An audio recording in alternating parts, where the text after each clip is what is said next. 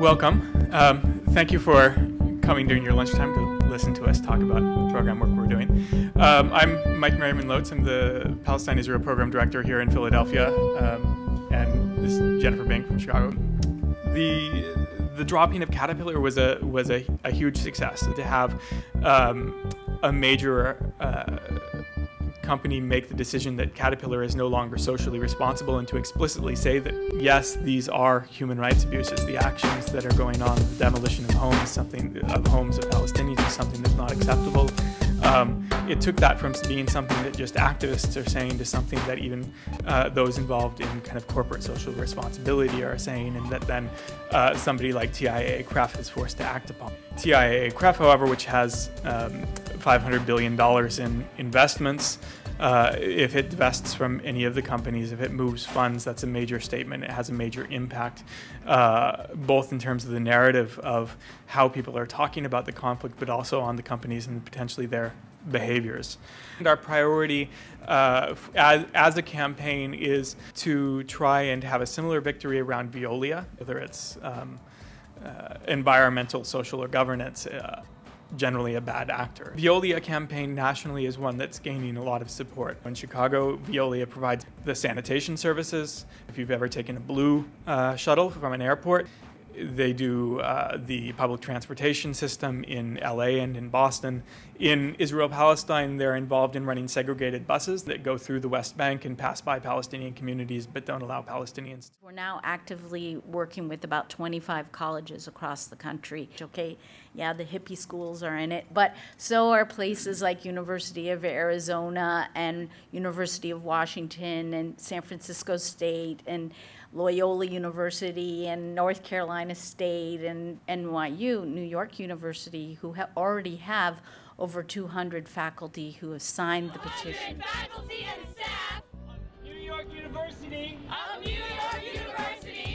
told TIAA-CREF, Always try to set the students in the moment of the legacy of boycott, divestment, and sanctions work. Spend some time talking about what's the difference between events on campus versus a campaign that has goals, and over time you see changes, and how you have to build in leadership that's not going to disappear at the end of the school year. And we have them make power maps of their school so they think about who has power in their community and who has influence on what they want to achieve. And the Earlham students were discussing having Earlham be a Caterpillar-free zone school.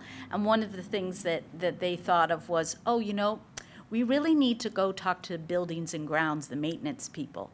I'm like, oh, okay, why is that? Why do you say that? And they're like, well, they're the people who operate the Caterpillar machines, so we want to make sure that they don't know that that we don't have any issue with them as individuals, or that we're not trying to disrupt their jobs or make their lives more difficult, but we want them to understand the philosophy and our reasoning for this campaign. I thought, good on you. We spend quite a bit of time doing things like hassle lines to help them hear each other deal with criticism.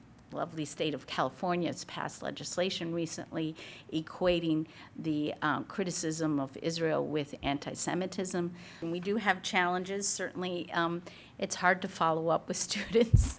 You think you've got a campaign going, and it's all important, and they're calling you 24 hours a day because some crisis or whatever, and then all of a sudden you don't hear from them for 2 weeks, and then you figure out, oh yeah, it's midterms. And faculty have been reluctant in some cases to sign a petition for fear of losing their jobs, for fear of not getting tenure. I mean, the kind of atmosphere on college campuses around this issue is still pretty toxic. So students are figuring that out too, like, well, so how do we address that problem? And our campaign is trying to figure out how do we address that problem. Another important thing in our trainings is envisioning our victories. When you hear students talk about how they achieved peace and justice in Israel and Palestine and an end to the financial complicity of people in the United States to the occupation, it is just, it brings tears to your eyes to listen to their enthusiasm. And in our evaluation, one of the students said, before I came to this training, I wasn't really sure, anything I did would make a difference. But now I see it. I see the victory, and I know we're going to get there. And the whole crowd of them, all 25 of us just started cheering because it was this, I get goosebumps just now talking about it.